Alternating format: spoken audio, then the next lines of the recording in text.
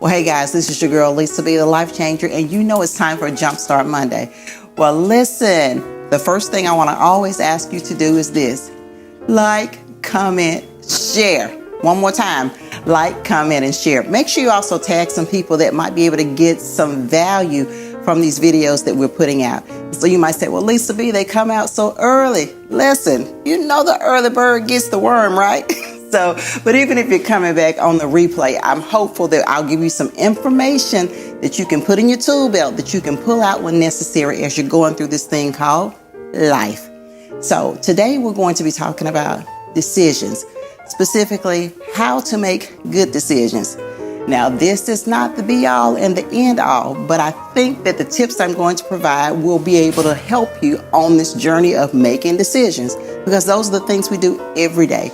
We make thousands of them every single day. When we get up, we turn off our alarms, we look at our screensavers, we look at social media, we take meditation time, we exercise, thousands of decisions.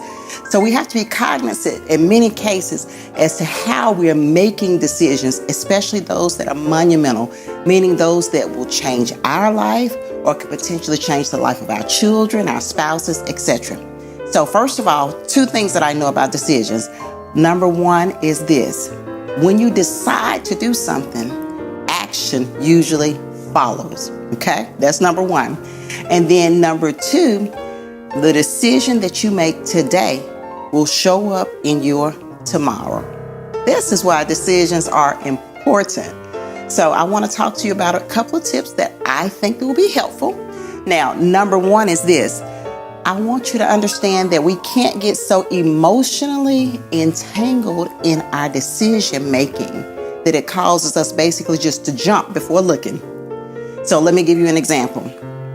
Have you ever had a situation where you were having a debate with somebody, right? And it kind of got heated. Some things came up that you wanted to say, and maybe you said them. I don't know, maybe you did. But then you had all of these regrets about what you said. Perhaps it caused a rift in the relationship, maybe a wall. Maybe it was an opportunity that you had to move to the next level, but because you had a knee-jerk response, you had an emotional response, you didn't think about it, you just decided, I'm just going to say it, or I'm just going to do it. And it created havoc. This is one of the reasons that we have to really check our emotions when we're in conversations. We have to check our emotions when we're getting ready to make that thing called what? A decision. So that's one of the tips. So the second one is one of my favorite ones. I use it at my office, and I'll tell my clients, you have to get involved in this thing called due diligence. I'm still talking about making good decisions. And so with due diligence, I automatically think about contracts.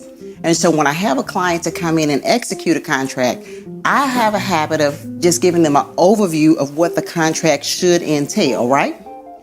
Their duty or obligation is this: to read the contract, Due diligence positions you to pull back the curtain, to do the research, to ask the questions that you perhaps did not ask. So one of the things that happens sometimes is that people will come back to me and they say, girl, I signed this contract and that's not what I signed up for. Well, of course it's what you signed up for. I'm looking at your signature. You agreed to the terms and the conditions. But what happened? There was a lack of due diligence. I'm still talking about making good decisions. So even when we're talking about jobs, if you have an opportunity to move up in a company, or somebody say, hey, I have this wonderful position for you. I need you to take it. We're going to move you. We're going to give you this salary, this, that, and the other. But did you do the due diligence and check with some of the employees and find out, do you really like that work environment? Did you find out if there's room for you to grow? Does it align with your values and your principles? Due diligence will help you in making good decisions. And so while we're on that, let's talk about relationships with that due diligence. You better check it out. You need to ask some questions. You need to do a little background. So for me, sometimes I'll tell people, I say, girl, get me that social and let me check that out. Due diligence. So that's super important when we're making decisions. And then the other thing is counsel. Now, I think about the scripture that talks about there is safety in the multitude of counsel. Again, sometimes we get so excited. Sometimes we want to just take off running and we can't see that there's something else, maybe a little bit fuzzy, something else that's not really clear. When you have people in your corner that can be objective as it pertains to you making decisions, they can see some things that you can't see.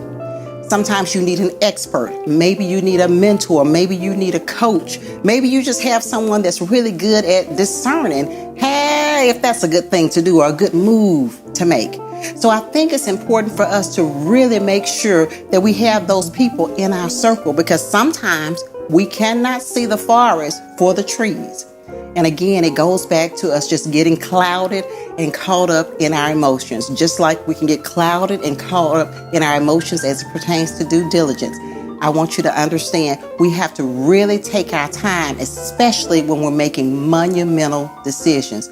Take a moment and let me see what's really going on. Take a moment and read the paperwork. Take a moment and say, hey, what do you think about this? So what I just did was I just ran back through those tips again as to how we can make good decisions. Well, listen, guys, I'm hopeful that you can use these tools. As I said, I want you to put them in your tool belt. When you need to make a good decision, think about using these particular tips. You know, this is your girl, Lisa B. I am the life changer. And you know, this is Jumpstart Monday. Go and have a fantastic week.